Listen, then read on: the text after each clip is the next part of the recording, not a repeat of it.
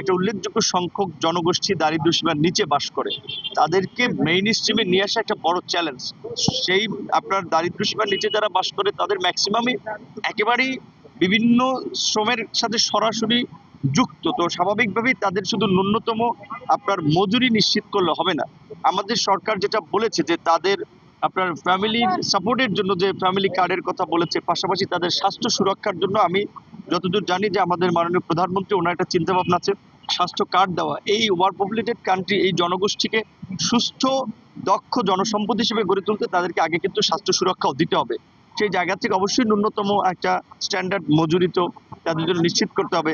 Garments শ্রমিকদের পাশাপাশি অন্যান্য পেশায় যারা শ্রমিক আছে তারাও যেন ঠিকঠাকভাবে তাদের মজুরিটা পায়, সেটা তো আমাদের একটা দায়িত্ব থাকবেই।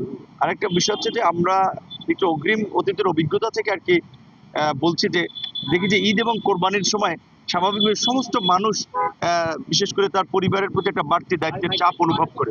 সেখানে বিশেষ করে আমাদের অনেক আপনার শিল্প কলকারখানা ঠিকঠাক মতো বেতন দিতে পারে না, তখন কি করে বাধ্য হয়ে শ্রমিকটা কিন্তু রাস্তায় নেমে আসে। তো এখন আমরা দায়িত্ব নিয়েছি এই রোজার একেবারে একদিন আগে, সামনে কিন্তু আমাদের এই যে একটা বড় কষ্টের জায়গা আছে, আমরা জানি না কতটুকু ডিল করতে পারবো। তো আমরা আজকে প্রথম দায়িত্ব গ্রহণের এখানে আমরা সকলকে অনুরোধ করব যে যার যার স্ব প্রতিষ্ঠান শিল্প কলকারখানা আপনারা এখন থেকে প্রস্তুতি নেবেন যে শ্রমিকদের এই বেতন ভাতার যেন এই বিষয়টা নিরসন করা যায়। এখন থেকে যদি প্রস্তুতি নেন সেক্ষেত্রে আশা করি অনেকখানি কাভার দিতে পারবেন, আমরাও সরকারের জায়গা থেকে সহযোগিতা করব। কিন্তু একটা বিষয় কিন্তু আমাদের সরকারের জন্য একটা বড় চ্যালেঞ্জ এবং একটা বড় দায়িত্ব আছে, সেটা হচ্ছে যে ইন্টারিম গভর্নমেন্টের সময় মানুষ কিন্তু স্বস্তিতে ঈদটা যাত্রা এবং ঈদের সময় করতে পেরেছিল। কাজেই সেটা কিন্তু ধারাবাহিকতা আমাদেরকে রক্ষা করতে হবে। এখন একটা ইলেকটেড গভর্নমেন্ট, আমাদের প্রতি জনগণের এত সমর্থন, এত ল্যান্ডস্লাইড ভিক্টরি ম্যান্ডেট, তো এটা তো আমরা পুরো সরকার কাজ করবো এবং